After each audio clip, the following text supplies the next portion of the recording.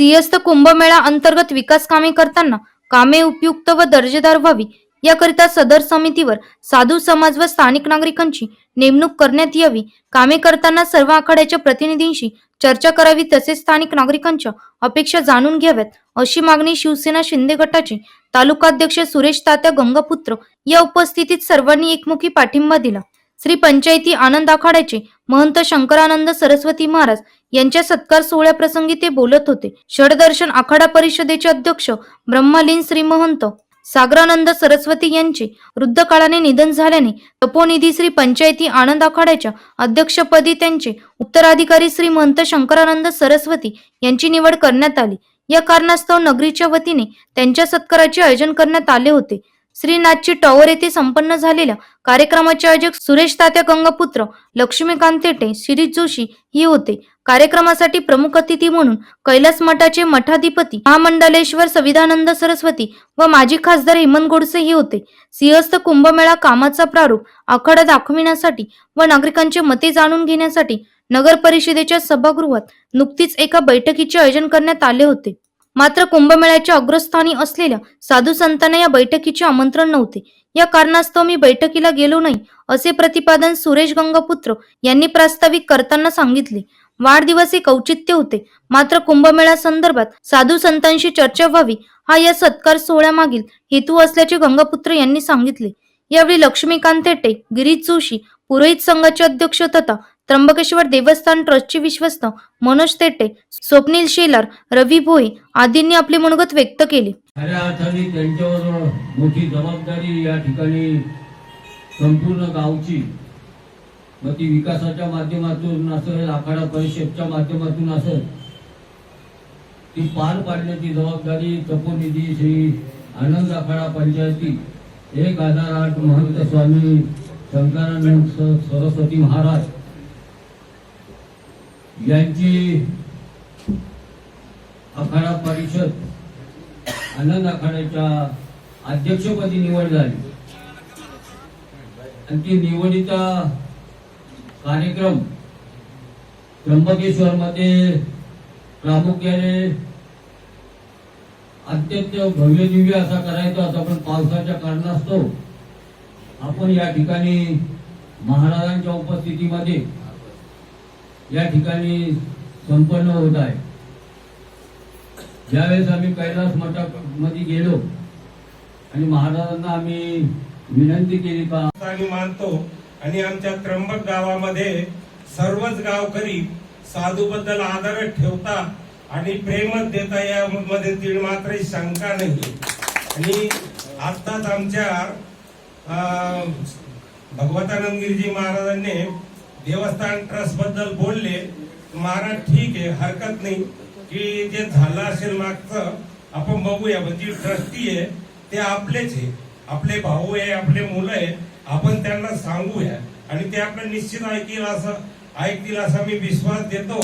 आजपासून जे आमचे 2 ट्रस्टी बसले तुमच्याकडे मी निरोप देतो की कुठूनही भारतातून कुठल्याही पंथाचा संप्रदायाचा साधू आला, तो पांढऱ्या वस्त्रात असू शकतो, पिवळ्या असतो, भगवा असतो, आता समोरच आहे आपले महाराज काळ्या वस्त्रात आहे, साधू मात्र त्यांना तुम्ही न अडवता, कारण हे प्रत्येक तीर्थावर होतोय, ही आपली जबाबदारी, एक कर्तव्य आहे आणि तुम्ही सुज्ञाना साधूचे सेवक आहात ही मला खात्री आहे।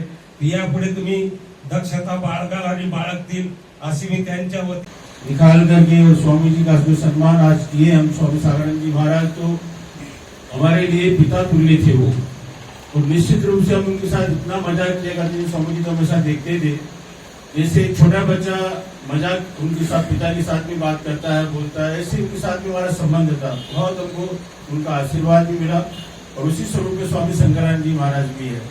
ये नासिक का, त्र्यंबक का गौरव है। इस नगरी के अंदर आप कम से कम 100 साधुओं को भी अगर बुलाएंगे, 50 को बुलाएंगे तो यहाँ हाजिर हो जाएंगे। बाकी आप किसी बड़े शहरों के अंदर आप साधुओं को खोजेंगे तो देखने को भी नहीं मिलेगा। धीरे धीरे साधु लोग भी अब कम होते जा रहे हैं। ये भी एक चिंता का विषय है। क्यों चिंता का विषय है? इसके पीछे आप लोग कारण है, क्योंकि हमारे 2 पे गाड़ी आके अटक गई है। अब जब हम दो हमारी दो पे गाड़ी आगे अटक गई तो आप कैसे समाज को देंगे लोग? पहले हर परिवार में से एक व्यक्ति समाज को दिया जाता था कि समाज में वो जाकर के महात्मा बने, अच्छा समाज सेवक बने और देश की, हमारे राज्य की, हमारे देश की रक्षा करे, हमारे गांव की रक्षा करे। तो नारायण साधु क्या है? साधु चलता फिरता मंदिर है, तीर्थ है।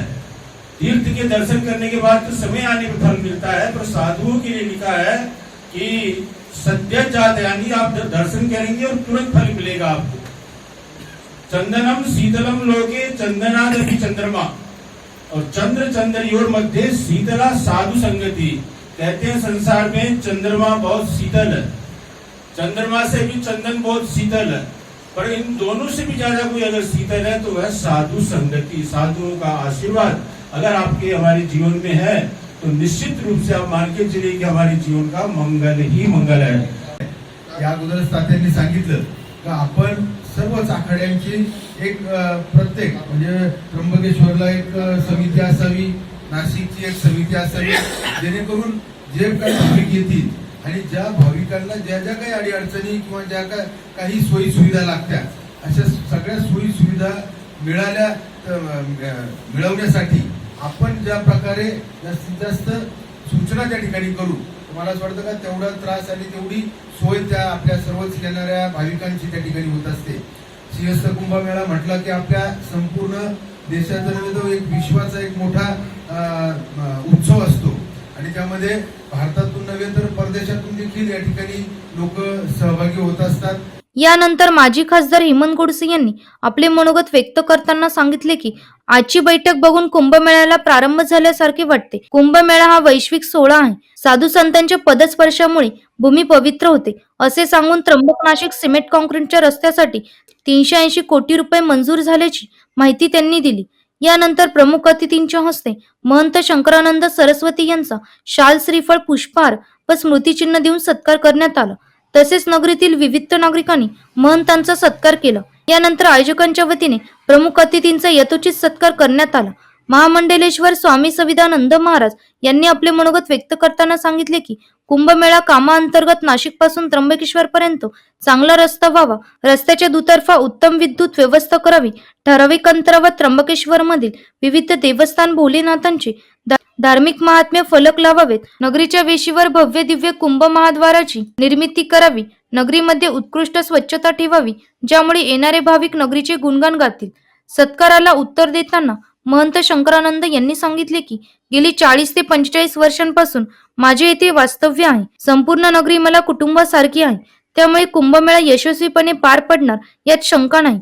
यावेळी विविध आखाड्याच्या साधू संतांसह माजी नगराध्यक्ष प्रभाकर जोशी, पंचायत समिती माजी सभापती मोतीराव दिवे, विलास तथा मामा देवरे, शांताराम बागुल, किरण चौधरी, अक्षय नारळे, शामराव गंगापुत्र, बंटी गंगापुत्र, बंडू खोडे, विजय शिकरे, किरण चौधरी, बाळासाहेब दीक्षित, बाळासाहेब कळमळकर, तीर्थराज गैसास, प्रशांत बागडे, सचिन शुक्ल, मंगेश दिगे आदींसह नागरिक मोठ्या संख्येने उपस्थित होते। एनसीएन न्यूज साठी प्रतिनिधी रवींद्र धारणे, त्र्यंबकेश्वर।